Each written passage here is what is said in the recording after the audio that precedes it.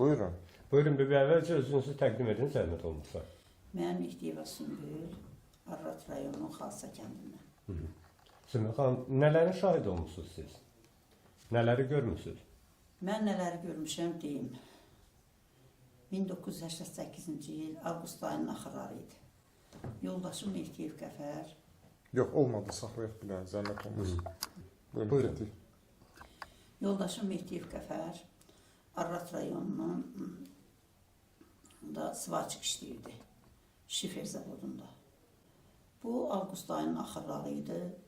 Günbəgün gəlib deyirdi ki, Sümbül, başlayıb 15-20 adam Azərbaycanlı işləyirdik həmən o zavodda.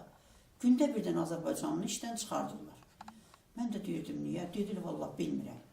Sən təsəvvürlə bir ayın içində o 15 dənə işçini hamısını çıxartdılar. Çıxardandan sonra burada 6-cı dərəcəli sıvarçıq idi. Yaxşı sənətkar idi, nə qədər desən. Bir gün bunu aparırlar, Arrat rayonunda xəstəxana vardı, onun su durbaları partlayıb 2 metr dərinliyində o elə bir girib orada sıvak eləyirmiş. Amma ondan da bir həftə qabaq elə bir ki, bir dənə erməni ilə nəsə münasibətləri yaxşı idi. Bu gəlib ona deyib ki, Qafar, bəlkə səni izləyirlər, bütün Azərbaycanlıları çıxartdılar, səni yox eləyəcəklər. Bu da deyib, elə şey olar, mən kimi sənətkarı Yerevandan gəlirlər, mənim dalımca aparırlar, mən onların işlərini görürüm, niyə məni yox eləsinlər? Deyir, mən sahibi sözü dedim da. Deyir, əyilib aşağıda svark eləyirdim, elə çuxur qazmışdılar, orada durbaları bayat eləyirdim. Birdən deyir, elə bir Allahdan ona səs gəldi ki, tərin içindəyəm, deyir, yan günü, avqust ayının axırları. Belə deyir, Allahdan səs gəldi, elə bir kaskanı başından çıxartdım. Kaskanı deyir, belə başından çıxardan kimi baxdım, 8 dənə oğlan, hamısı belə-belə un dəmirlər əlində elə endirmək istəyirmişlər. Deyir, ta axıb tez bir oğlan sözü deyir, yadıma düşdü, deyir, özümü itirmədim. Deyir, dedim ki, nə olur? Deyir, gülə-gülə dedim, əyalatın çıxım, mən qaldım burada. Hətta ondan sonra inanırsınız, həmən axşam saat 7 idi, işdən evə gəldi. Da rəng yürüb meyit rəngi də, sarı. Dedi, Sümbül, ölümdən qutardım. Bundan 2-3 dəfəndə xəbərdarlıq eləyirdilər. Dedilər ki, bu 15 dənə işçini hamısını çıxartdılar, bir dənə sən qalıbsan. Gəldi və dedi, yox, artıq qorxdu ta Arrata getməyə. Deyir, mən bu dəfə getsəm, məni öldürəcəklər. Onlar həmişə deyirlər ki, sənə kimi sənətkar hələ-mələ düşmüş. Eləncə ondan sonra gəldi, otdu evdə, da işləsə də getmədi. Bir dəfə məsələ çıxdıq Arrata alverzad eləməyə, hər tərəfdən təpkilər, tənqidi sözlər, məsələ ailəsinin yanında qadınına belə pis, artıq əski sözlər deyirdilər. Nəsə pis olurduq da, özümüzü pis eləyirdik. Bu gəldi eləncə ta kənd cəmatına, qonuma, qonşuya, hamıya dedi, bax, vəziyyət belədir.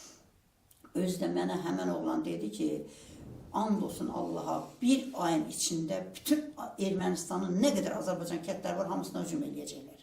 Yenə ondan biz inanmırdıq. Bu axır gəldi eləncə o sözləri hamıya dedi. Hamıya deyəndən sonra baxdıq ki, qonumda, qonşuda, ora-bura çıxırlar alverə, kənd dükanına gedir alverə, artıq bu təpkilər olur artıq. Belə görəndə da biz də 4 körpü uşaq, qoca qaynanan var, hası əlində xəstə. Dedik, tabi belə olmaz. Biz tabi ki, dükandan gedib çörək alıb gələcəksə, bizə təpkir belə eləyəcəklər, olmaz. Demək olar ki, biz 20 ailə yığışdıq, getdik Şuşuya. Hələ deməli, baskın olmamışdı. Getdik Şuşuya, orada da bizi yaxşı qarşıladılar. Biz də dedik ki, bizi ki, orada icazə vermirlər, gedək alver eləyək, bizi tənqid eləyirlər, məsələn, nə layiq sözlər deyirlər. Biz də gəlmişik Qarabağda yerləşək, dolanaq. Sağ olsunlar, Azərbaycana canım qurban olsun, bizi yaxşı qarşıladılar. 6 nömrəli pansionatda, Cıdır düzünün yanında, Nətəvan xanım idi oranın böyüyü. Bizə yaxşı qulluq elədilər, hörmət elədilər, neçə vaxt qaldıq. Neçə vaxt qalandan sonra biz baxdıq ki, avqustun axırları idi, sentyabrın əvvəlləri. Şuşada artıq baxdıq ki, pansionatı 4 bir tərəfdən beterlər, tanklar düzülürdü.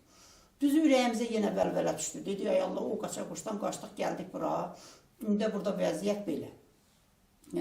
Eləncə nə oldu?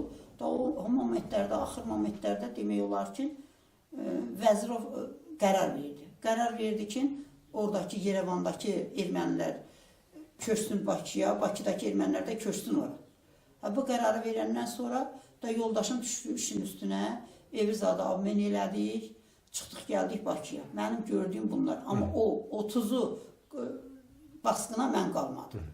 Mən gəlib çatmışdım, artıq evimizdəydik, qohumlar gəldi. Qohumlar gəldi, nə gəldi?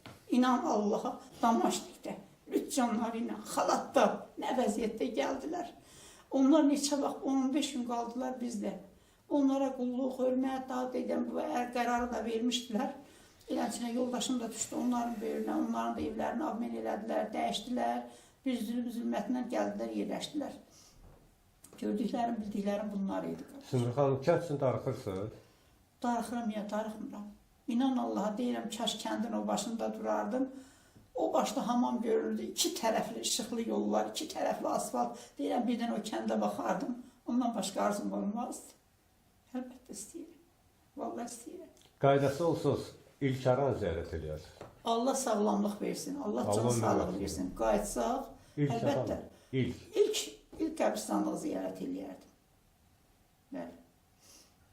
Ata ocağı. Ölənlərimizi, babamı, nənəmi, atam, anam burada rəhmətə gedibdi.